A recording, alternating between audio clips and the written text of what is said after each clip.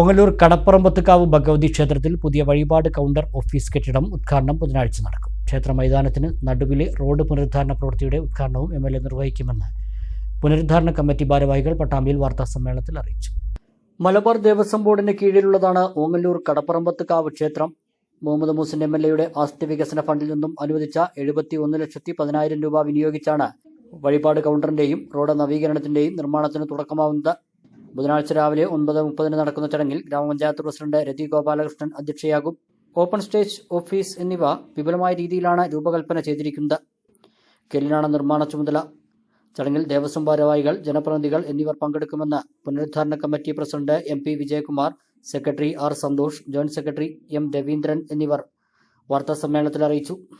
മുഹമ്മദ് മൂസിൻ അദ്ദേഹത്തിന്റെ ആസ്തി വികസന ഫണ്ടിൽ നിന്ന് 71,10,000 രൂപ അവിടുത്തെ പുനരുദ്ധാരണ പ്രവർത്തനത്തിൽ ഓഫീസ് കെട്ടിടം, വഴിപാട് കൗണ്ടർ, അതുപോലെ തന്നെ നമ്മുടെ ക്ഷേത്ര പറമ്പിൻ്റെ നടുവിൽ കൂടി പോകുന്ന റോഡ്, ഇതെല്ലാം കൂടിയിട്ടാണ് 70 ലക്ഷം രൂപ നമുക്ക് എനിക്ക് വഹിച്ചിട്ടുണ്ട്. ഇങ്ങനൊരു ആവശ്യം നമ്മുടെ MLA അടുത്ത് പറഞ്ഞപ്പോൾ ഞങ്ങൾ ഇത്ര ഒരു പ്രതീക്ഷ ഉണ്ടായിരുന്നു. സത്യം ഞങ്ങൾ ചെറിയൊരു എമൗണ്ടാണ് ആദ്യം പ്രതീക്ഷിച്ചിരുന്നത്. അപ്പോൾ അദ്ദേഹം ഞാനവിടെ സ്ഥലം വന്ന് നോക്കട്ടെ, എന്നതിന് ശേഷം നമുക്ക് നോക്കാമെന്ന് പറഞ്ഞു. അപ്പോൾ ഞങ്ങൾ ഉദ്ദേശിച്ചതിലും വളരെ ഭംഗിയായി, വളരെ ഒന്നുകൂടി വലുപ്പത്തിലാക്കിക്കൊണ്ട്, അതായത് ബിൽഡിങ്ങും കാര്യങ്ങളെല്ലാം വലുപ്പത്തിലാക്കിക്കൊണ്ട്, കാരണം അമ്പലത്തിലോട്ട് അത്രയും കൂടി ഒന്നുകൂടി നന്നായി വരട്ടെ എന്ന് പറഞ്ഞുകൊണ്ട് 71 ലക്ഷം ആക്കിക്കൊണ്ട് അദ്ദേഹം ചെറിയ കാണുന്നുണ്ടായി. ഞങ്ങൾ പറഞ്ഞ അവസരം തന്നെ എല്ലാവിധ സഹായങ്ങളും ചെയ്തു തരുകയുണ്ട്.